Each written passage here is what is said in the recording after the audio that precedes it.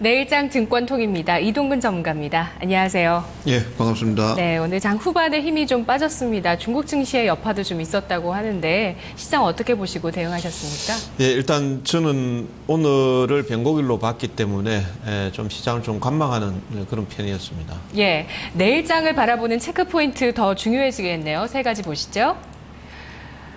첫 번째, 미국 지표 호전 지속. 두 번째, 중국 제조업 지수 저점 확인. 세 번째, 변동성 구간. 첫 번째입니다. 미국의 경제 지표가 계속적으로 요즘 개선되고 있는 추세가 나타나고 있는데 여러 가지 경제 지표 있었는데 어떤 게 중요했을까요?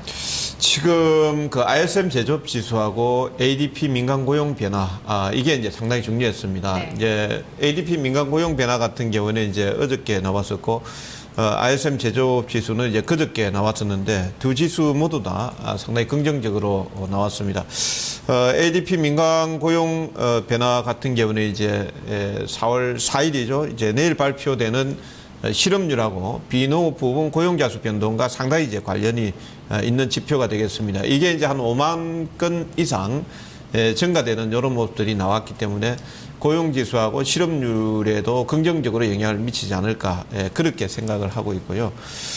그다음에 이제 밑에 그림을 한번 보시면은요, 다우존스 지수가 되겠습니다. 이 다우존스 지수를 보시면은 추세를 돌파를 했습니다. 옐런 의장께서 이제 발언을 하면서 경기 부양에 대한 어떤 기대감을 좀 심어줬고, 그다음에 지표가 좋게 나왔고.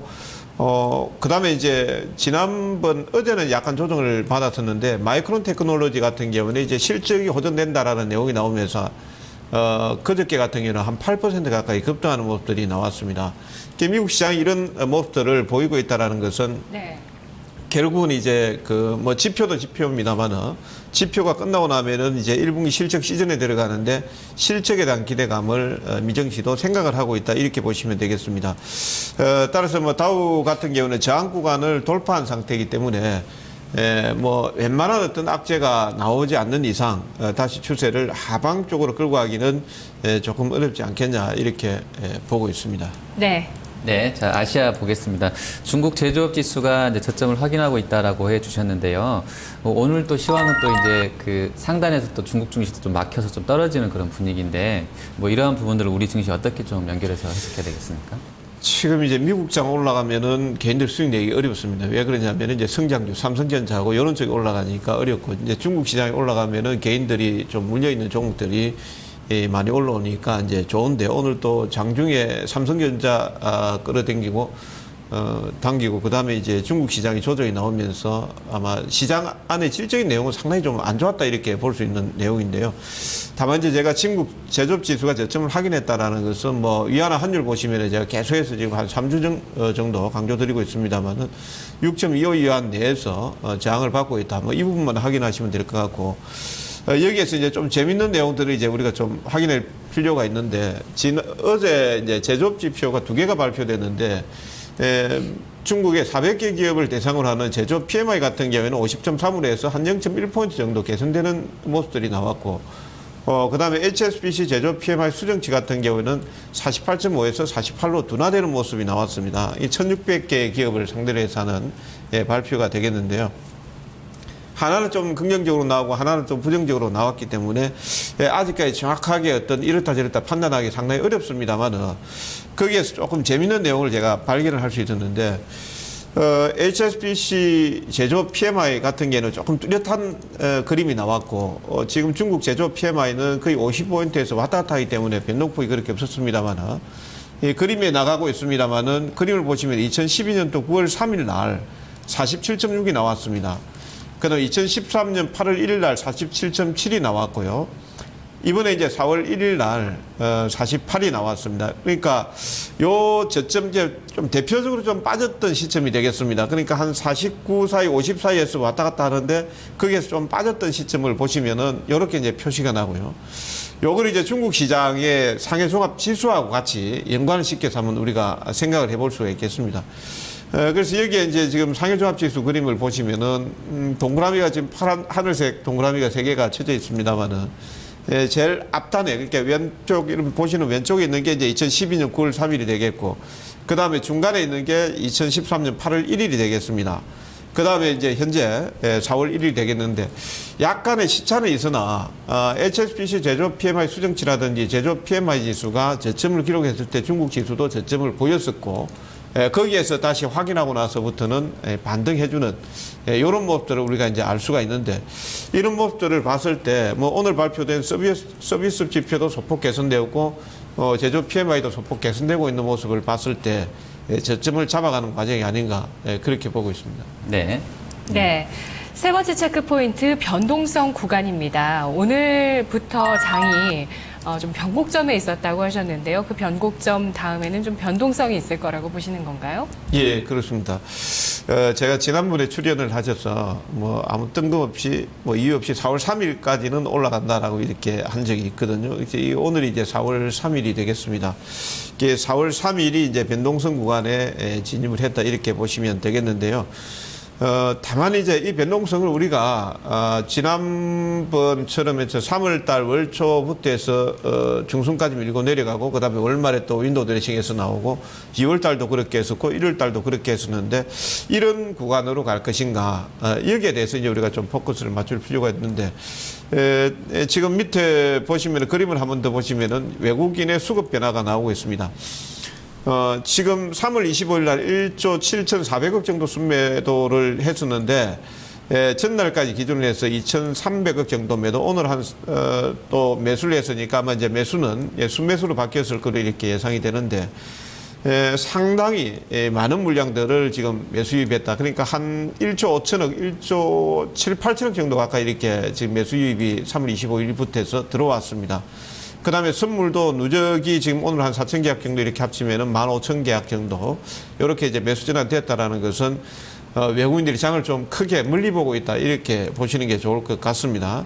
그 다음에 이제 1분기 실적에 대한 부담이 이제 국내 증시 뭐 삼성전자로 인한 하락이었고 삼성전자에 의한 반등이 지금 현재 전개가 되고 있습니다만은 네. 일단 실적에 대한 부담이 증시에 반영되고 있다 이렇게 보고 있고요.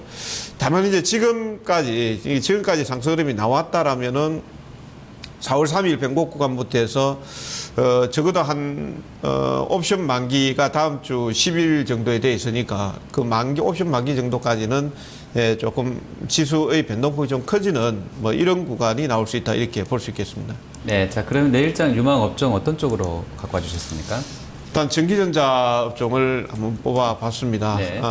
아무래도 지금 이제 중국 시장 같은 경우에는 오늘도 뭐 약간 이제 조정 흐름이 나왔습니다만은 해외 선진 증시, 뭐 유럽이라든지 미국 증시라든지 이런 쪽의 흐름들을 상당히 이제 긍정적인 어떤 모습들을 보여주고 있습니다. 그런 관점에서 전기전자 업종이 좀 수혜를 받을 수 있다 이렇게 보고 있고요. 그 다음에 이제 전기전자 업종은 역시 이제 삼성전자 1분기 실적 둔화에 대한 우려감 때문에 상당히 좀 어떤 저평가 내지는 또 하락을 했다 이렇게 볼 수 있는데 이런 부분들이 좀 해소가 되고 있는 것 같고 지금 외국인들이나 기관들의 시각 자체가 어떻게 보면 1분기보다 2분기를 좀 보자라는 측면이 좀 강한 것 같습니다. 그 다음에 이제 외국인들의 수급이 물론 이제 삼성전자에 집중되는 이런 특징을 보여주고 있습니다만은 외국인들 수급이 유입되고 있다. 전기전자 업종 차트를 본다 하더라도 지금 전날까지만 본다 하더라도 지금 박스를 돌파해주는 이런 모습들을 보여주고 있습니다. 예. 네. IT 중에서 어떤 종목 살까요? 삼성전자 가지고 나왔습니다. 네. 과감하신데요. 삼성전자가 많이 올랐거든요, 그동안.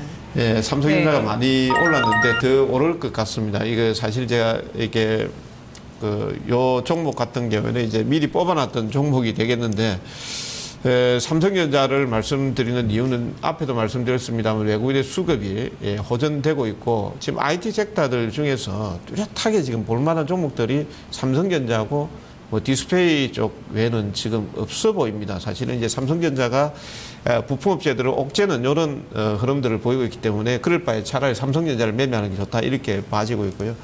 지금 1분기 실적에 대한 내용들에 대해서 뭐 여러 가지 말들이 많습니다. 뭐 아주 보수적으로는 8조 원대 초반권 정도 나오고 있고 그다음 8조 5천억 정도 이렇게 나오고 있는데 아마 시장의 기대치는 한 8조 4천억대 초중반 정도 이렇게 나오고 있는 것으로 예상이 되고 있습니다. 그런데 이제 우리는 이런 관점에서 좀 볼 필요가 있겠습니다. 지금 갤럭시 S5를 갖다가 지난번에 이제 SK텔레콤 쪽에서 독단적으로 결정을 하면서 판매 개시를 했습니다만은 사실 판매 대수가 상당히 적은 상태고 갤럭시 S5가 4월 11일부터 글로벌 시장에서 런칭이 된다라는 점을 감안을 할 때 실질적으로 2분기 4, 5, 6월 달 본격적으로 갤럭시 S5 효과를 볼 수 있다 이렇게 봅니다. 그래서 오히려 1분기 실적에 뭐 8조 원대 중반 정도는 2분기에 오히려 개선 효과가 클 수 있는 어떤 부분을 줄 수 있다 이렇게 보고 있고요. 지금 외국인의 매수도 아마 거기에 좀 포커스를 맞추고 있는 것이 아닌가 그렇게 보고 있고 뭐 일봉의 모습을 본다라면은 뭐 이 그림이 오늘은 이제 삼성전자 2.4% 정도 올랐기 때문에 위쪽으로 양봉이 좀 나왔을 겁니다. 뭐 추세 흐름도 박스를 돌파한 상태고 상당히 좋은 모습을 보여주고 있습니다. 네, 삼성전자 오늘 주가 139만 원에 딱 마감됐습니다. 전략 어떻게 주시겠어요? 예, 지금 제가 가격을 약간 수정해서 말씀을 드리겠습니다. 지금 매수 가격을 135만 원 정도로 수정해서 말씀을 한번 드리고요. 약간 이제 조정이 좀 눌렸을 때 좀 포인트를 잡으시라고 말씀을 드리고 아마 뭐 내일부터 해서 옵션 만기 정도까지 뭐 약간 흔드는 과정들이 나오게 된다라면은 매수 포인트 잡을 수 있을 것 같고요. 목표 가격은 한 150만 원대 언저리까지. 그다음 손절 가격은 130만 원 정도 잡아보겠습니다. 네, 내일장의 공략주 삼성전자였습니다. 네, 삼성전자 지금 말씀해 주신 것처럼 아주 좋은 시세 흐름입니다. 오늘도 추가로 오르면서 연간 기준으로 1.3% 플러스로 오늘 돌아섰습니다. 참 의미가 있는 것 같고요. 장대 음봉을 만들어낸 장본인이었는데 본인은 일단 그 장대 음봉에서 탈출하는 그런 흐름입니다. 삼성전자 주도로 추가 상승 기대해 보겠습니다. 시청해 주신 여러분 고맙습니다.